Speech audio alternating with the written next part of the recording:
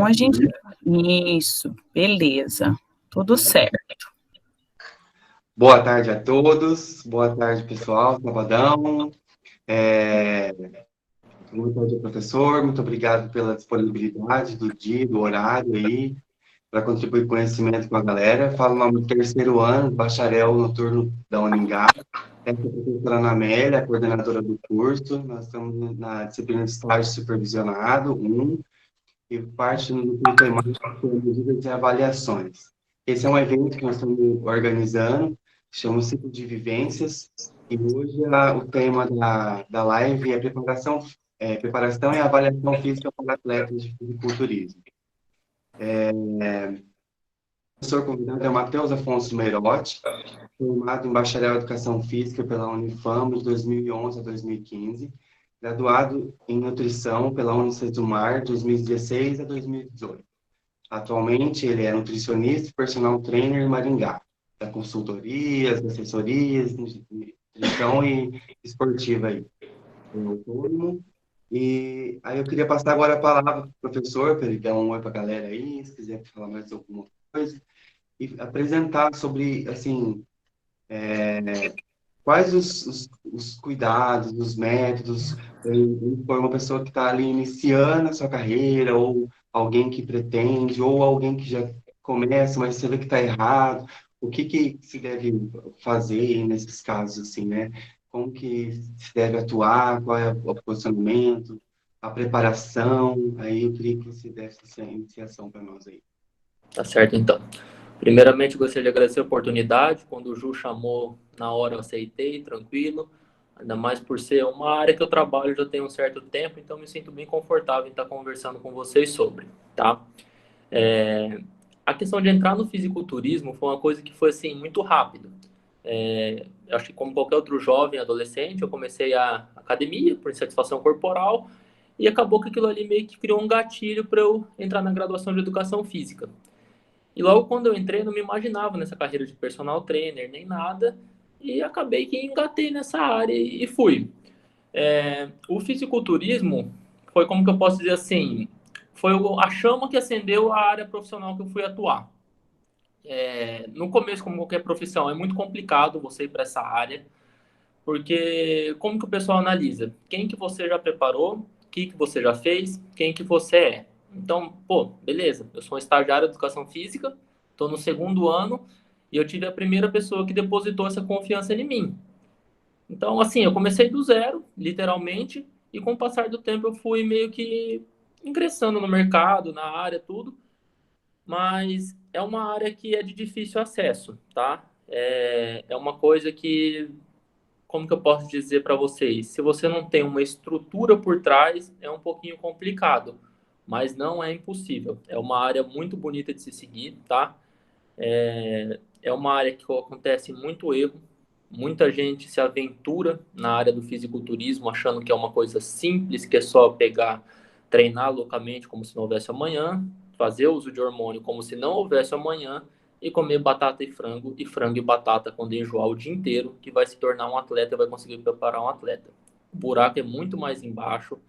É uma área que, se você não tiver total domínio, souber manipular todas as variáveis de acordo com o exame, de acordo com todas as variáveis que envolvem a preparação de qualquer atleta, de qualquer modalidade, não é você que vai pagar o preço. Você vai estar brincando com a saúde de uma outra pessoa. E o preço chega, tá? Então é uma coisa assim, não dá para ficar arriscando. Mas é aquela coisa, quando bem feito, quando bem instruído, é uma área muito legal de estar seguindo, tá? Dica número 1 que eu daria para todos os acadêmicos que querem entrar nessa área de educação física voltado pro fisiculturismo. Gente, estudem. Estudem, assim, muito, absurdamente muito. Engulam os livros de bioquímica de vocês, fisiologia, totalmente. E, como o Ju falou, eu queria preparar meus atletas por completo. Não caiam no erro de serem formados em educação física e querer sair montando dieta para os alunos de vocês, achando que vocês sabem. Gente, na boa, não sabem. Vocês sabem comer saudável, vocês sabem o que é um carboidrato de alto e de baixo índice glicêmico. Isso daí é uma coisa, conhecimento é livre. Quanto mais vocês tiverem, melhor. mas não significa que vocês têm respaldo legal para estar atuando em uma outra área. Por mais complexo que seja, tenho realmente essa vontade, ingresse na faculdade de nutrição, é um belo de um gatilho depois, mas não saiam entrando em área de outro profissional, vocês podem responder criminalmente depois por isso, tá? Essa é a primeira dica que eu dou para vocês. Em relação ao treinamento dos atletas, é uma coisa assim, muita gente não tem ideia do que é um treinamento de um fisiculturista, tá? Vocês podem pensar, um fisiculturista lá na academia faz um treino normal. Gente, não é um treino normal. É um treino totalmente diferente do que vocês fazem. É um treino totalmente inverso em relação a volume, em relação a Deu uma intensidade. caidinha aí, né? Voltou? Tá ouvindo? Estão ouvindo? Sim, Eu tô ouvindo. Tá, tudo certo. tranquilo. Em relação a treinamento, é o campo que a gente pode estar atuando na área de educação física, tá? O treinamento de um atleta tem que ser periodizado, não é só chegar na academia e falar, faz esse e aquele. Então tem que ter toda a metodologia por trás, você tem que ter controle se você está em fase regenerativa, se você está em fase de desenvolvimento, se você está em fase de choque. Tem todos esses períodos que tem que ser analisado. Não é só chegar na academia, chega até lá, arrebenta e vamos ver o que dá. Então, quando você faz isso, você está deixando o seu atleta muito mais exposto à lesão. E quando a gente fala no fisiculturismo, que é um esporte voltado à estética, a lesão é uma coisa que aposenta muito. Então, se você for pegar os atletas de alto rendimento, o Jay Cutler, o Nasser, qualquer outros atletas nesse sentido, boa parte deles se aposentaram do fisiculturismo por lesão. Porque uma suposição, um atleta está fazendo lá um levantamento terra, um supino, alguma coisa, ele tem um rompimento de peitoral. Por mais que ele faça uma cirurgia, por mais que ele tenha a parte motora dele recuperada, a estética dele vai ficar prejudicada. E como o fisiculturismo é um esporte voltado à estética, a partir do momento que você tem essa estética prejudicada, é o fim da tua carreira. E isso muitas vezes acontece por um treino mal planejado, um aquecimento mal feito, uma periodização que não era adequada para aquele grupamento X, tá? Então é muito legal vocês terem total domínio dessa área. Um problema não se tem muito documentado sobre periodização de fisiculturista em literatura brasileira. Então vocês vão ter que procurar muita coisa lá fora. A gente vai achar muito aqui no Brasil voltado para uma população específica no geral. Do fisiculturismo, boa parte do respaldo científico que a gente tem acaba que está lá fora. Então a gente tem que buscar em artigo em inglês e literalmente quem não tem o domínio da língua, tudo, e para o Google Tradutor, dá para se virar hoje tranquilamente com a internet, tá? Se ficar alguma coisa aí, gente, alguma dúvida, é só ir perguntando, Ju também, tranquilo. Vai me falando aí o que vocês querem que eu comente com vocês, o que o pessoal quer saber, me dá um geralzão aí. Só vou pôr uma coisa aqui que já emenda o que você falou aí. Quando você fala de planejamento e método, né? Acho que são duas coisas distintas, mas que andam juntas e que se não fizer corretamente, você não também não chega, né, Matheus? Porque muitas vezes você tem ali uma ficha, um planejamento, só que a execução não bate, aí você não chega no resultado, né? Perfeito. E aí, por isso é importante todo esse planejamento, essas avaliações, tudo que tem que ser feito, né, corretamente para chegar onde você quer chegar, né? Então, onde você quer chegar? Então, tem esse caminho aqui. Aí que você falou, para você chegar lá, você precisa ter essa estrutura teórica, né? Senão você... Com certeza. Voltado à periodização do fisiculturista, a periodização dele é muito simples, é diferente dos demais esportes. Assim, ou ele está em off, ou ele está em pré-competição. Então, essa é a importância do educador físico estar em contato com o nutricionista dele. Porque como o treino dele não muda muito, o treino dele vai ser simplesmente assim. Ele está com a dieta em alto valor calórico ou ele está com a dieta em baixo valor calórico. O rendimento dele vai depender de acordo 100% com a dieta. Não tem como você querer cobrar um resultado muito absurdo de um atleta, sendo se a dieta dele está em déficit energético. E vice-versa. Então, uma suposição. Tem um atleta X. Você sabe quanto que ele está comendo? Você sabe quanto que ele está suplementando? Você sabe o que ele está usando de recurso ergogênico? Então, se você não tiver todo esse trabalho multidisciplinar, você não tiver em contato com o nutricionista dele, com o médico dele, você não vai conseguir montar o dele com muita precisão. Então, é um dos erros. Pegar, tem lá um nutricionista, tem um educador físico, tem um médico. Ninguém conversa entre eles. Ninguém conversa entre eles. Então, é uma coisa que fica muito complicado o trabalho de dar certo. Essa foi um dos principais motivos para eu ingressar na nutrição depois.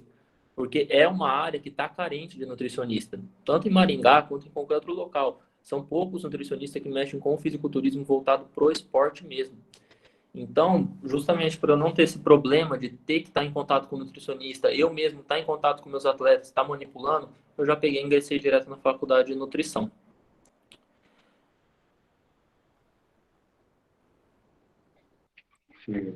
Esse, tipo assim, quando você prescreve no começo ali os exames, você faz, assim, qual é o método que você usa para fazer a bioimpedância do pessoal, assim? Você usa métodos mais avançados, um controle geral, ou você faz uma coisa que você domina, menor, assim, qual é o tipo de método que você usa?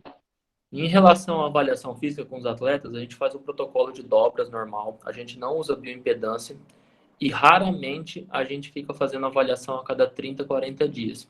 Porque é aquela coisa, como a gente está falando de um esporte voltado à estética, o percentual de gordura dele, a quantidade de massa muscular que ele tem, pouco importa. É literalmente uma coisa que tem que ser 100% visual. Tem pessoa que tem, por exemplo, ali 10, 12, 15% de gordura e ela tem uma aparência X. A outra pessoa pode ter 8 e a de 12 está com uma forma física um pouco melhor. Então, a gente tem o controle de dobras dessa pessoa, por exemplo, tem o controle de dobra da região abdominal, da região supraelíaca, da região subescapular, simplesmente para ter o controle se o off que ele está fazendo ou não está tendo um acúmulo de gordura no corpo como um todo.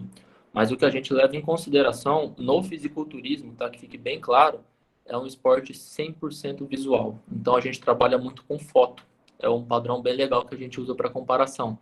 A gente compara uma foto do atleta no off de tal período e depois compara com o atleta, mesmo atleta no outro período, em um ano. Então a gente consegue, por foto, ter um padrão, ver como que está indo, se está tendo uma certa maturidade, se está tendo desenvolvimento, e também a gente compara com a avaliação de dobra, porque o protocolo dele vai mudar de acordo com isso. Então se a gente faz a avaliação dele lá, a dobra dele teve Perdão, caiu aqui. A dobra dele teve um aumento muito considerável, a gente vai pegar e vai dar uma segurada na dieta dele. Não, fez a avaliação, o protocolo de dobra tá legal, tá tranquilo, a gente pode aumentar o valor calórico da dieta. Então, é basicamente para isso, tá? Bioimpedância, essas coisas voltado para o fisiculturismo não tem muita utilidade.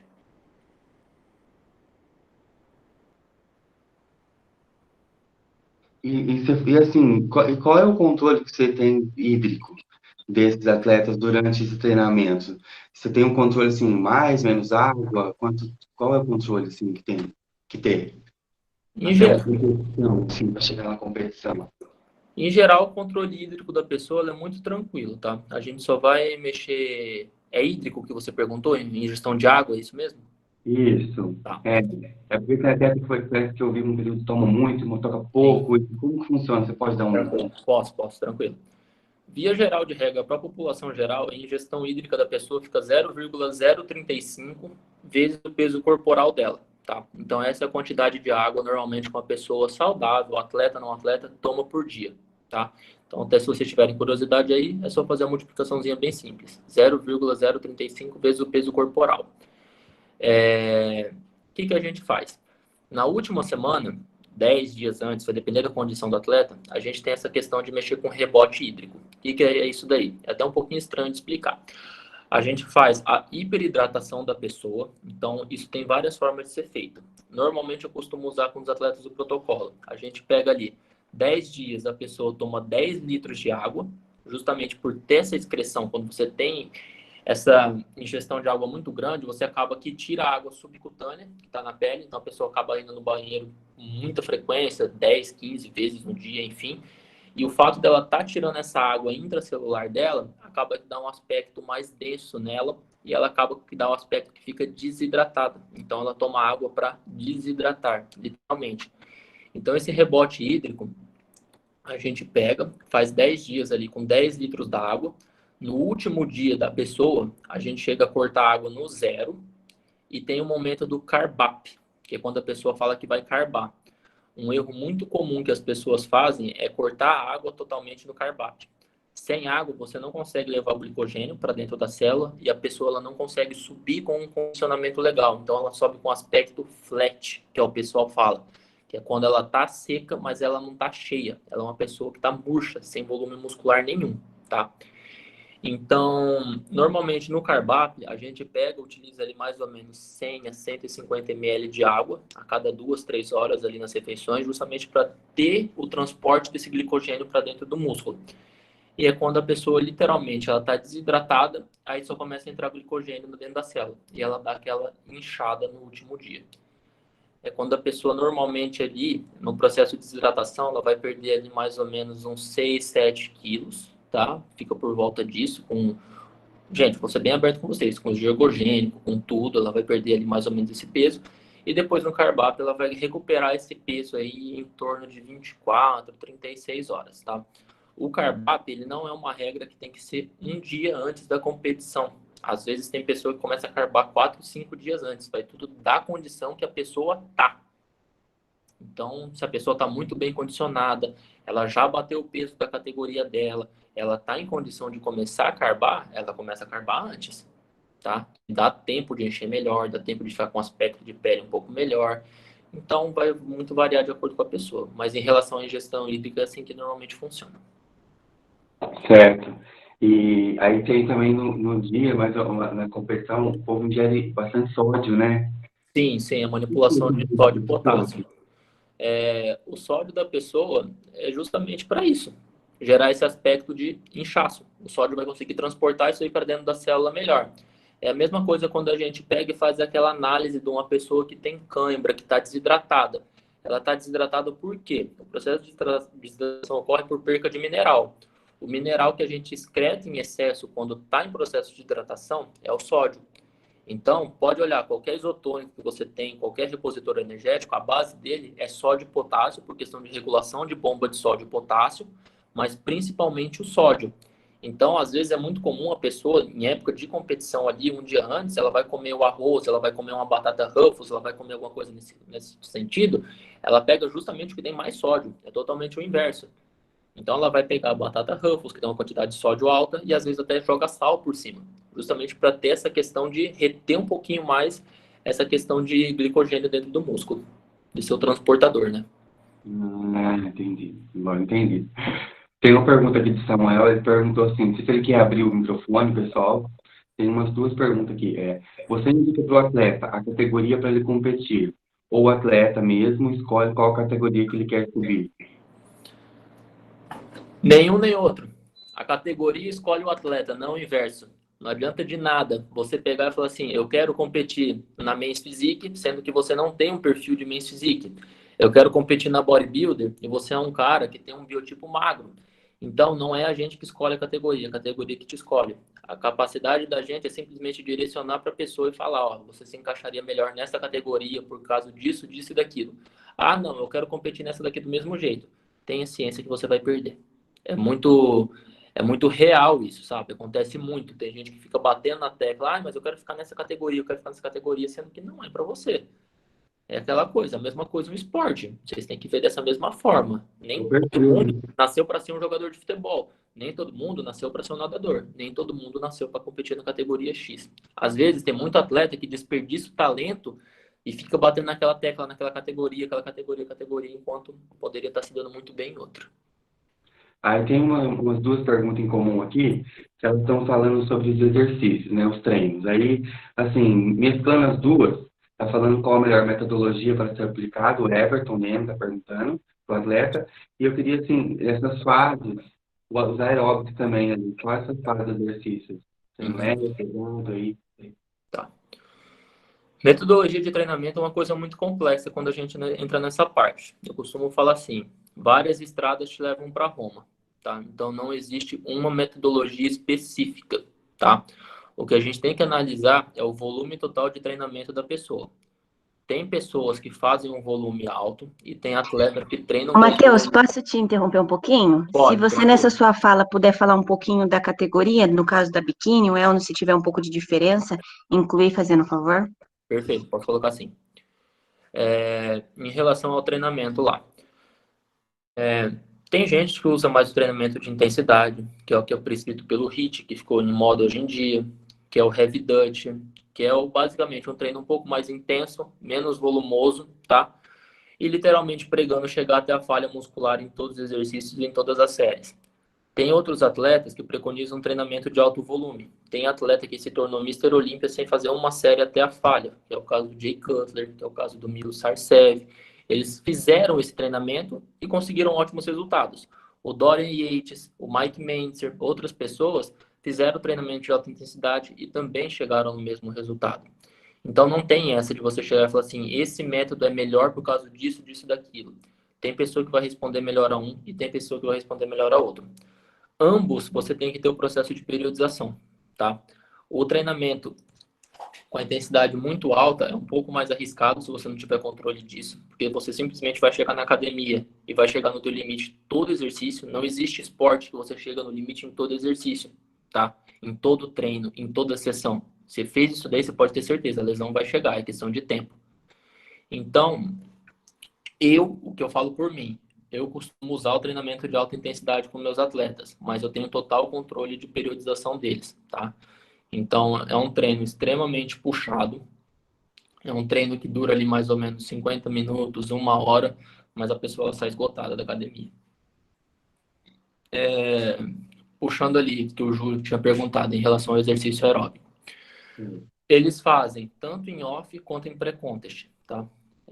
Não tem essa, tipo assim, eu sou fisiculturista, eu não faço cardio mesmo eu estando em off.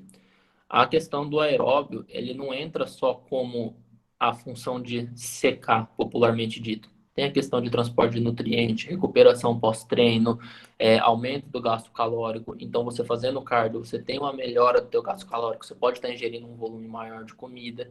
A única coisa que muda no pré-contest, empiricamente, a maioria dos atletas, eles acabam que adotam pelo aeróbio em jejum quando estão em processo de pré-contest mesmo, para secar para o campeonato. Pela literatura, essa questão do aeróbio em jejum não tem muita diferença, tá? Se você fizer o cardio em jejum ou se você fizer em horário separado do treino. Então é mais uma questão empírica mesmo, que a maioria dos atletas usam há muito tempo atrás e tem essa opção. Não é uma coisa que vai fazer mal, não é uma coisa que, nossa, eu vou fazer cardio em jejum, vou estar catabolizando, nada a ver. Então isso daí já caiu por terra tem muito tempo, tá? Mas é basicamente isso. Quando o atleta está em pré-contest, ele faz um volume de cardio um pouco maior, às vezes em 2 sessões no dia, faz um cardio cedo, ele faz um cardio no pós-treino. As meninas, a mesma coisa, tá? Puxando a pergunta, acho que foi da Vitória, né? Em relação às wellness e biquíni. Ambas são categorias que são divididas por altura, tá? Você não tem que bater peso em nenhuma das duas, tá? Então, é literalmente dividido por altura. 1,58, 1,63, 1,68 e acima de 1,68. E o que difere uma categoria da outra é que a wellness, popularmente dito, ela tem um volume maior, ela não tem corte na perna, ela não tem aquela definição muito forte, tá? Então a wellness, ela não é uma categoria que muita gente que a mulher tem que chegar com a perna cortada, ela tem que chegar rasgada, com veia, nada disso. Ela simplesmente tem que estar aquele padrão paniquete, popularmente dito, né? Que é isso daí que a categoria prega.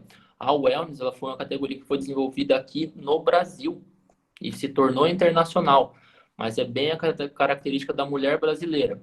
Já a categoria biquíni é uma categoria mais slim, tá? É uma categoria que as meninas, elas não têm um volume muscular muito grande, tem uma preconização ali na região do glúteo, tudo, tal, mas são pessoas magras, extremamente magras. Se você olha uma biquíni no dia a dia, assim, ela tiver com uma calça jeans, alguma coisa, você olha, tipo assim, nossa, sério que ela treina?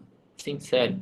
Ela tem uma beleza muscular, só que só é visível quando ela tá em palco, quando ela tá com uma roupa mais curta. Se ela tá com uma roupa mais larga, você não percebe que ela treina, entende? Basicamente essas diferenças. Certo. Eu acho que foi bacana. Professor, abre aí um pouquinho para falar. Imagina, já fui. uma quarentona pode querer?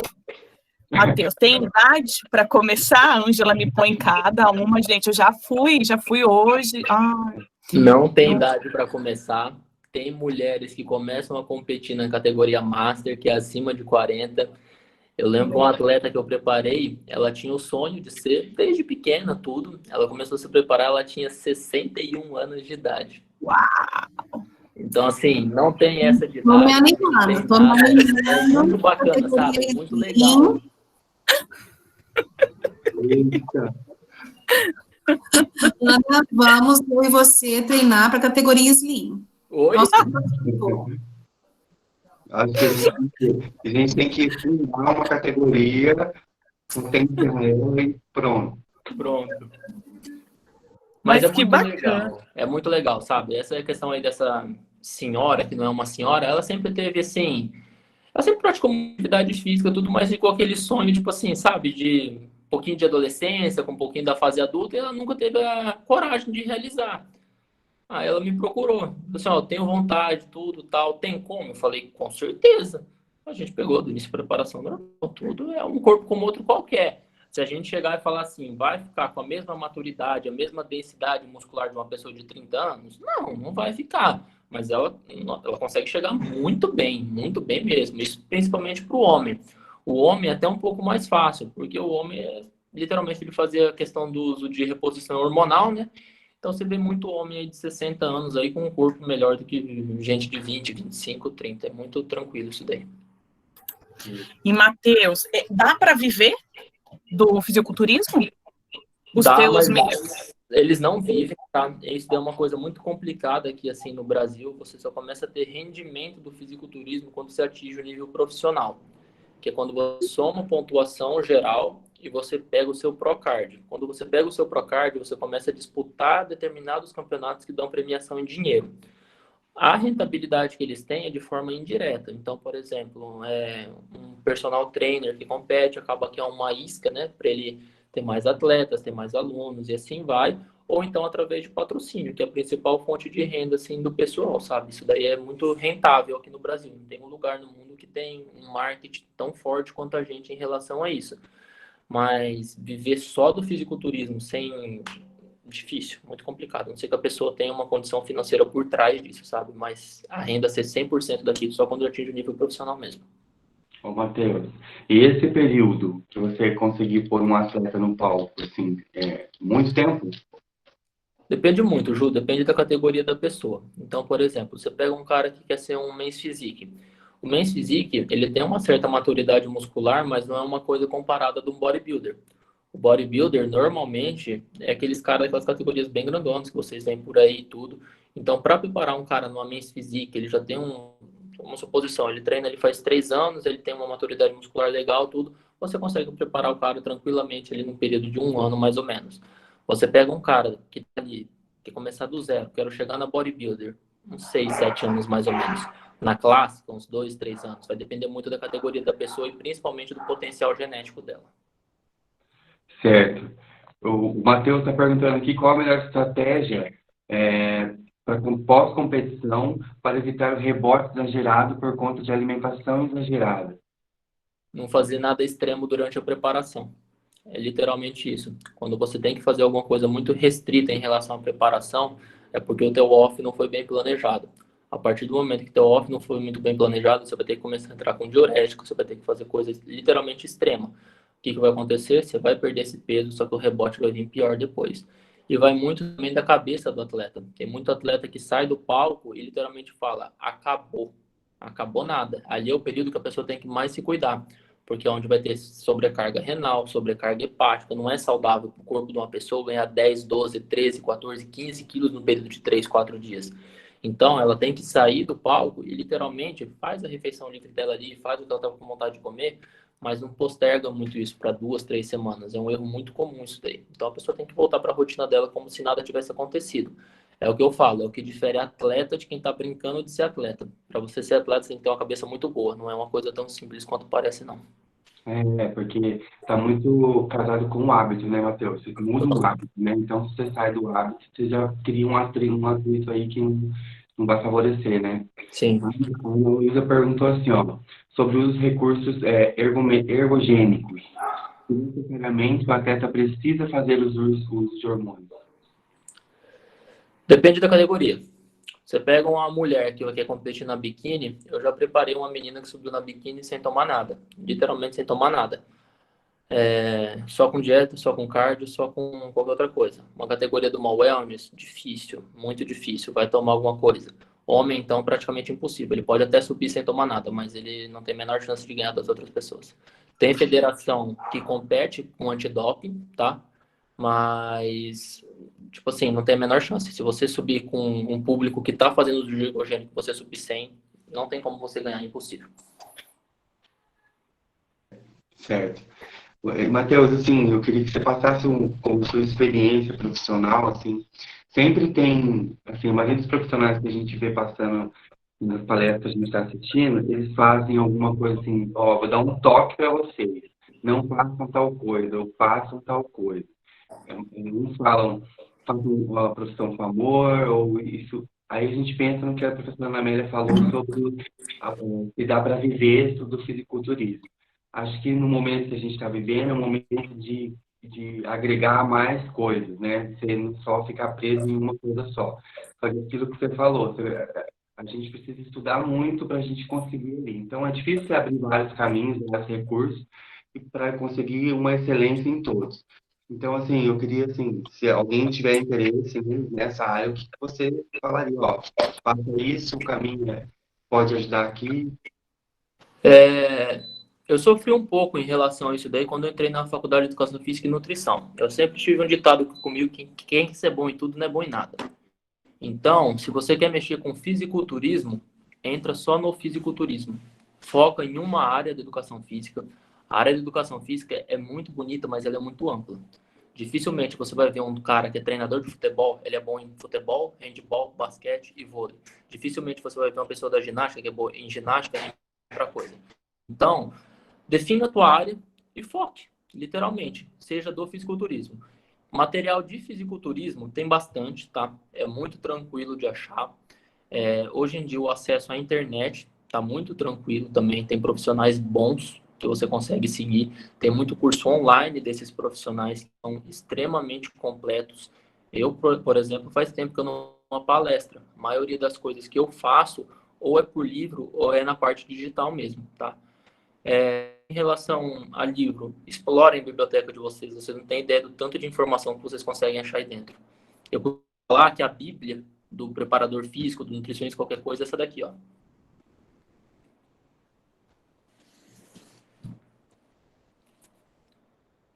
Leiam, engulam esse livro aqui, tá? Tratado de Fisiologia Médica. Eu tive um professor na faculdade que ele sempre chegava e falava assim: a nossa área ela é mal vista porque vocês não conseguem conversar com o médico, vocês não conseguem conversar com o nutricionista, vocês não conseguem conversar com ninguém. Engole esse livro aqui que você vai conseguir conversar com todo mundo. Tratado de Fisiologia Médica. Leiam, pessoal. Ali tem literalmente tudo que vocês precisam saber sobre a área de performance. Pode deixar que a criança... É grande, é uma bíblia, vai demorar uns 2 anos, mas vocês vão sair da graduação muito completo. Entendi. Aí, pessoal, fica a dica do professor. E alguém tem mais alguma pergunta, pessoal? Samuel aqui, ó. Além do fisiculturismo, você também prepara atletas de outras competições, como, por exemplo, Strongman? Não. É aquilo lá que eu falei anteriormente. Eu decidi focar em uma área só. Eu tenho total noção que é um treinamento de Strongman, mas nunca preparei ninguém. E se algum atleta de Strongman viesse me pedir para preparar ele, eu falaria não, porque eu não sou capacitado o suficiente. Essa é uma das coisas também que eu acho legal vocês falarem. Vocês não são obrigados a ser bom em tudo, tá? Então, se você não sabe determinada área, passa para algum profissional que saiba, porque senão você vai estar brincando com a saúde de outro. Ô, Matheus, e se for para você falar, olha, é isso que me chama a atenção na área do fisiculturismo, é isso que eu sou apaixonada, é isso que me motiva, é isso que eu faço com amor, eu atendo os meus alunos, eu procuro ao máximo, né, a questão de conhecimento. O que te deixa apaixonado nessa área? A capacidade de mudar a vida dela. tá? Então, literalmente, boa parte do pessoal do fisiculturismo eram pessoas inseguras com seu corpo, eram pessoas que não tinham autoestima com seu corpo, eram pessoas que literalmente tinham uma certa frustração em relação a isso. E o fisiculturismo acaba que mostra para ela que, assim, ela consegue chegar, sabe? Ela chega num patamar que ela não conseguiria imaginar e que ela tem que ter uma cabeça muito boa. E que a partir do momento que ela consegue controlar isso, nossa, a partir do momento que ela pega o fisiculturismo e consegue transcrever para todas as áreas da vida dela, acabou, gente. Ninguém segura essa pessoa, não.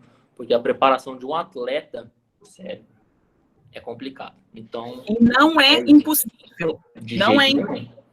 Qualquer pessoa tem total capacidade de se preparar. Não significa que vai ganhar. Ganhar são outros 500. Sim. Mas passar pelo processo de preparação, sentir na pele o que é, conseguir vencer a si mesmo, sem sombra de dúvida. Todo mundo é capaz.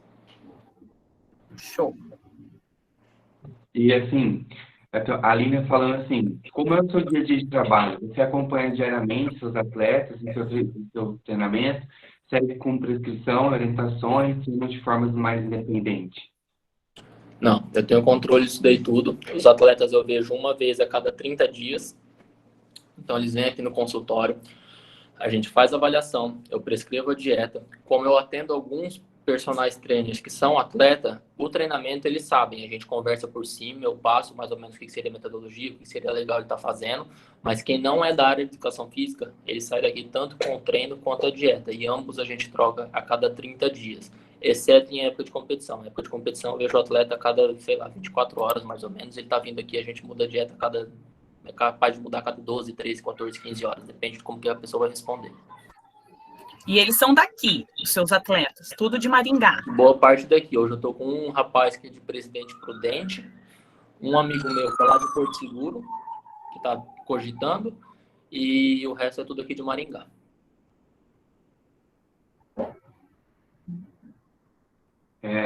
Eu conheci um atleta dele, professora, e a atleta dele, assim, eu conheci em uma fase que ela já estava fazendo, só que aí eu conheci depois como que ela como que ela se tornou e a vida dela como que mudou e o que o fisiculturismo fez com ela. E hoje ela é outra mulher. Ela saiu de digamos, ela florou. Pensa numa mulher bonita. Eu imagino quem está falando. Eu vou falar o nome dela aqui, mas ela é sensacional, né? E aí falei, poxa vida, e aí mudou a vida dela mesmo, né, Matheus? Mudou totalmente. Eu acho que não tem problema. É a Camila Gazola. Se vocês quiserem depois passar a rede social aí, depois dar uma procurada lá no perfil dela. A Camila, quando ela decidiu competir, foi uma coisa assim totalmente aleatória. Ela estava fazendo faculdade de biologia na época. E, sabe, é muito engraçado porque ela não tinha pretensão de ser atleta. A Camila ela tinha um desvio postural. Então, ela simplesmente chegou na academia para cuidar desse desvio postural dela. E com o passar do tempo foi indo, até que eu cheguei para ela, se eu não me engano, foi em 2016, 2017, alguma coisa, a gente falou assim, vamos competir? Ela, tá maluco, não sei o quê, não tem como. Eu falei, tem, confia em mim. Aí ela pegou, tá bom, vamos se preparar. Se preparou, o primeiro campeonato que ela competiu, ela já ficou em segundo lugar aqui em Maringá. E depois, literalmente, ela pegou amor pelo esporte, chegou a disputar o Olímpia, chegou a disputar Brasileiro, Paranaense, foi bicampeão paranaense. E era uma coisa totalmente despretensiosa. Se vocês verem a Camila como que ela era antes de competir, vocês não acreditam que é a mesma pessoa. Então é muito bacana. É isso aí. Eu acho que deu, né, professor? Eu acho que o pessoal aí tem mais alguma pergunta, porque aqui o pessoal já perguntou. Aí a Vitória conhecia a Camila, né, Vitória? Quer falar alguma coisa, Vitória? A Vitória, eu acho que ela está interessada. Não, competir é só meu namorado. Pro, já basta ver ele se preparando, eu tô de boa. Eu acho que você pode conhecer ele, Matheus. É o Paulo Ricardo, que é personal também. Sei. Ele, acho que ele assim, era com a Mari, né? A Coutinho. Ele vai competir agora no Brandão. Mas legal. É só ele, Pro. Já basta acompanhar ele, Pro. Legal, bacana. O Paulo é um cara que é um baita de um atleta. O Paulo tem um baita de um físico, é um cara muito gente boa. Assim, a gente não tem muita proximidade nem nada, mas ele como atleta é impecável, impecável. Opa, obrigada. Eu vou falar para ele, pode deixar. Pode falar. Aí eu não aguento ficar sem meu docinho, não. É. Ó, tem outra pergunta aqui, hein, Júnior? Ó, Matheus, quais os campeonatos do Samuel? O Samuel também está bem interessado, hein? Quais os campeonatos nacionais que existem? E todo mundo conhece os internacionais, mas não é bem divulgado, né? Sim. Os estaduais ou os nacionais? É dividido por federação. Hoje a gente tem aqui no Brasil o Campeonato Sul Brasileiro, o Brasileiro, que são os mais importantes, né? E tem os classificatórios que dão vagas para os internacionais. Aqui no Paraná, hoje em dia, a gente tem a Copa Oeste, a Copa Oeste, que é aqui em Maringá mesmo, a Copa Oeste em Cascavel, e o Paranaense, que é em Curitiba.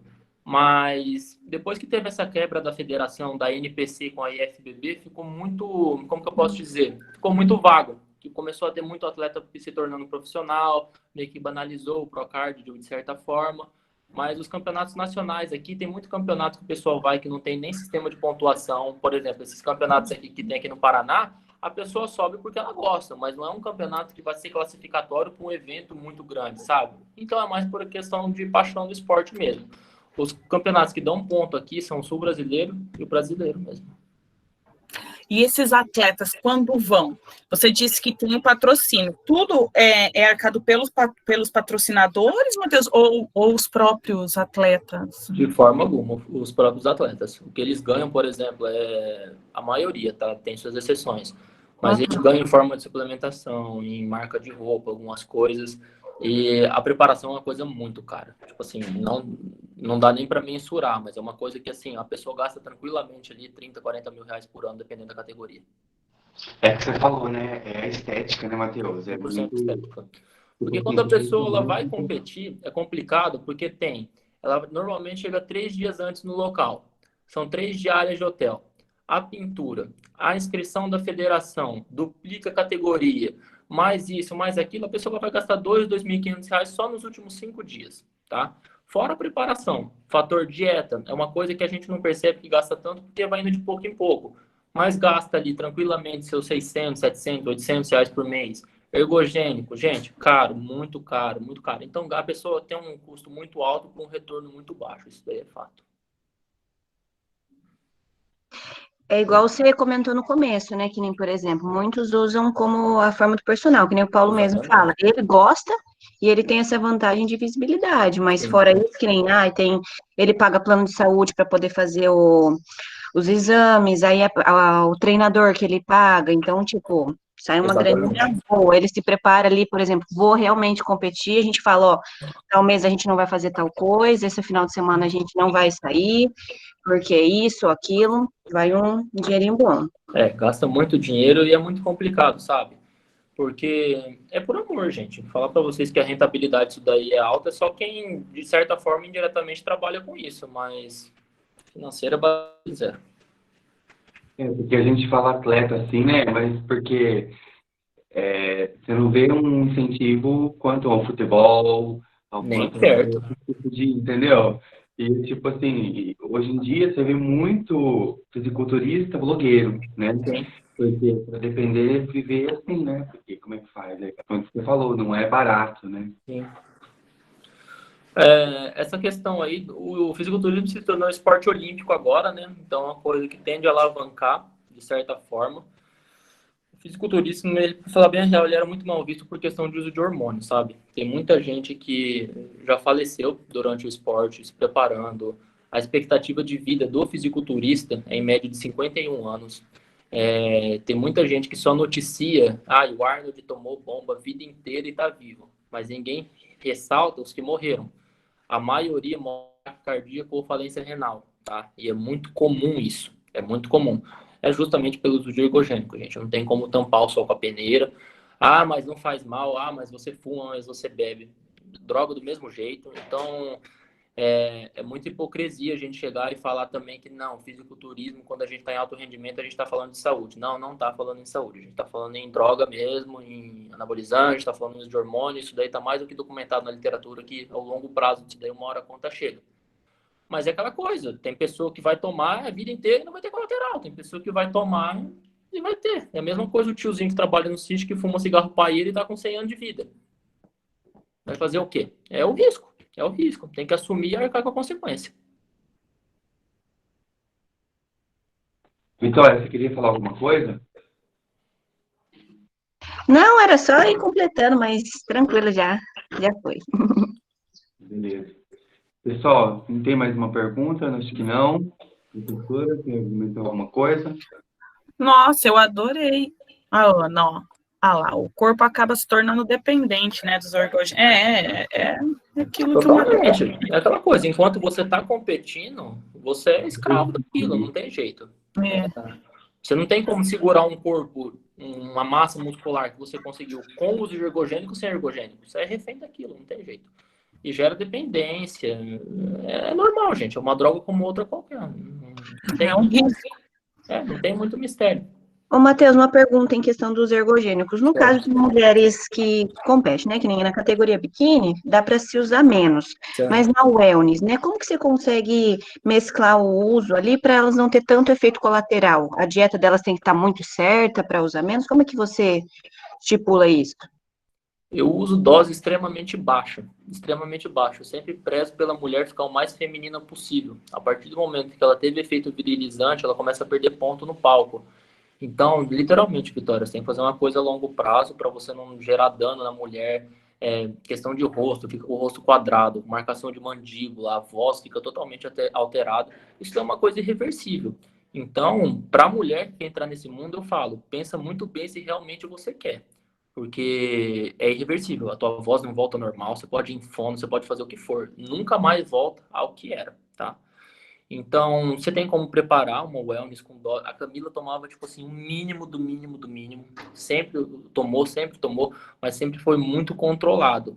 Você vê atleta wellness aí, você vê atleta biquíni que toma dose que, meu Deus do céu, é surreal, sabe? É um pecado que os caras fazem com as meninas. Não tem sentido algum.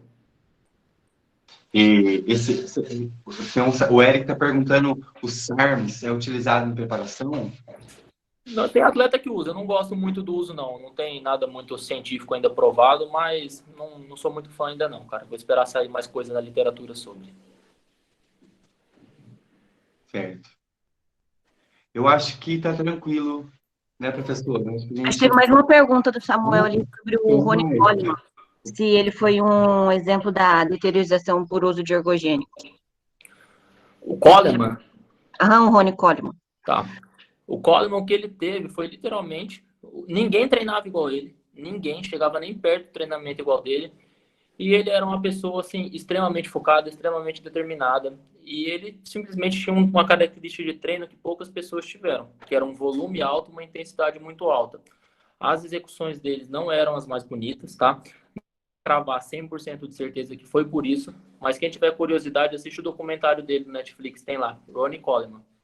Alguma coisa assim, The King, alguma coisa nesse sentido.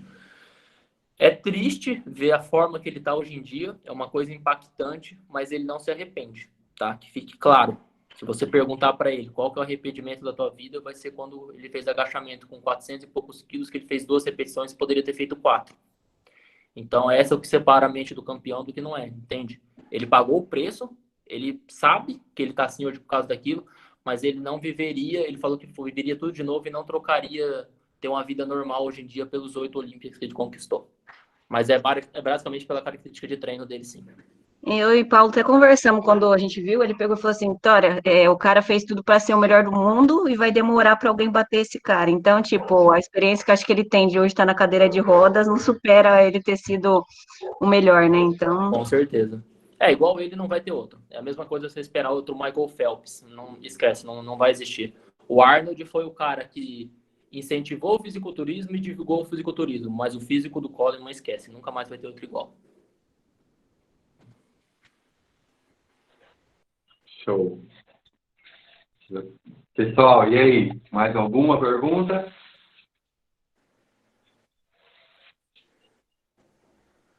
Bom, então eu acho que é isso, né, professora? Isso, a gente agradece imensamente, né, essa simpatia do Matheus, esse profissional. Nossa, e eu acho assim que a gente gosta do assunto, né? Por isso é um assunto muito legal de se falar. Nossa, e a gente tem curiosidade, né? Porque por mais que a gente, né, é da área, mas a gente não está tão próximo, entende, Matheus? A gente não é qualquer um que conhece um atleta, né? Sim. E é admirável mesmo, né? Desde o surgimento, né? Quem se dedica, né? E vocês que são os responsáveis, né? Igual você falou, precisa do conhecimento, porque a gente está lidando, né? Meu Deus, né? A gente fala que responsabilidade, não é? Exatamente.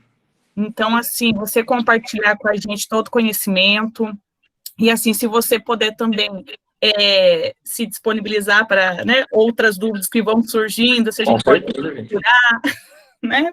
Se a gente pode manter o contato, né? Com certeza. É o maior prazer. Uma coisa, nós entramos em vários pontos, mas cada ponto tem o seu, né, a profundidade ali que você tem que entrar bem, estudar bem, porque são muitas coisas, né? Desde preparação até subir num palco, né? Então, seja um atleta. E o Everton estava falando aqui, eu estou querendo secar, mas eu posso tomar cerveja? Se tiver dentro do teu valor calórico e você tiver demanda energética para isso, sim. Exatamente. Então, uma hora você vai ter que tirar de um lado para poder entrar do outro, né? Senão você não tem o equilíbrio aí. Com certeza.